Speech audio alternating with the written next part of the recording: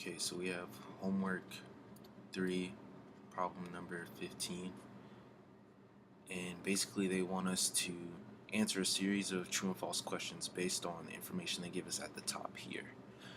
And so I'll just read it off. Suppose f has a positive derivative for all values of x, and that f of 1 equals 0. Which of the following statements must be true of the function g of x equals the integral from 0 to x of f of t dt, and then you give the reason for your answers. So the first question, A, wants to know if g is a differentiable function of x. And so to find g of x, we know that g of x from here is equal to integral from 0 to x of f of t dt.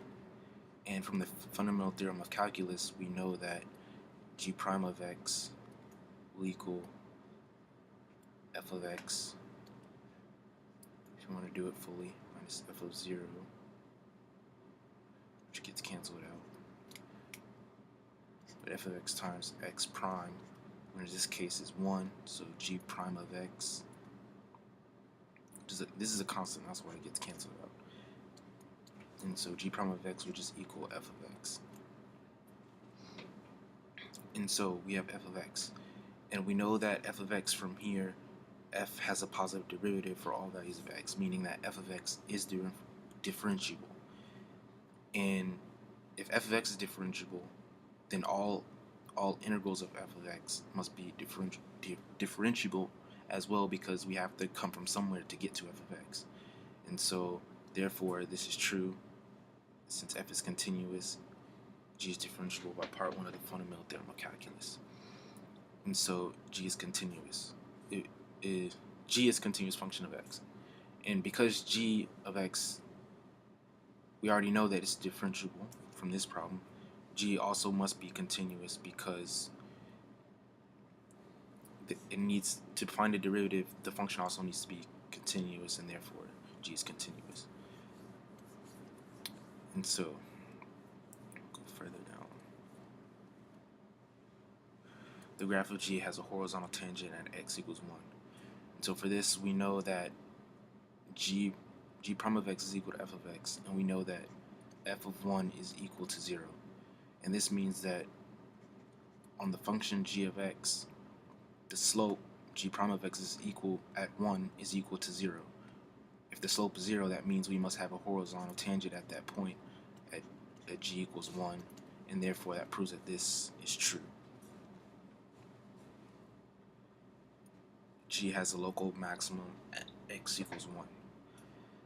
So for this, we need to know the concavity of this problem, of this function. And we know that g double prime of x is equal to f of x, f prime of x. And so we know that f is differentiable for all values of x and has a positive derivative. Therefore, f prime of x, or f of x, since its derivative is always positive, then this function is always increasing, meaning that the slope of g prime of x is always increasing, which also means that this g double prime of x is always positive. And because it's always positive, our function will be concave up. And because it's concave up, and we have a horizontal tangent at x equals 1, we know that it can't be a maximum, because that would require the function to be concave down, which would be a maximum.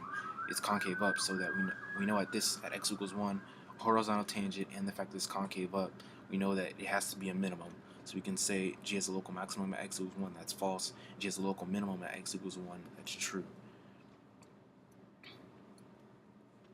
And the graph of g has an inflection point at x equals 1. Since we know that g prime of x is always going to be greater than 0, or is always going to be positive, it will never change sign, and therefore we can't have an inflection point, because we get an inflection point when g double prime of x changes sign from positive to negative, or from negative to positive. And then we have dg over dx crosses the x-axis at x equals 1. So in this problem, we're referring to g prime of x is equal to dg over dx in this case. And because we know that this function, or f of x, is always increasing, we found that right here, it's always increasing, that means this is always increasing, which means that, and because we know that f of 1 equals 0, so if we draw a graph, this is 1, f of 1 equals 0, and it's always increasing, it has to cross the x-axis at this point. And therefore, since it crosses the x-axis,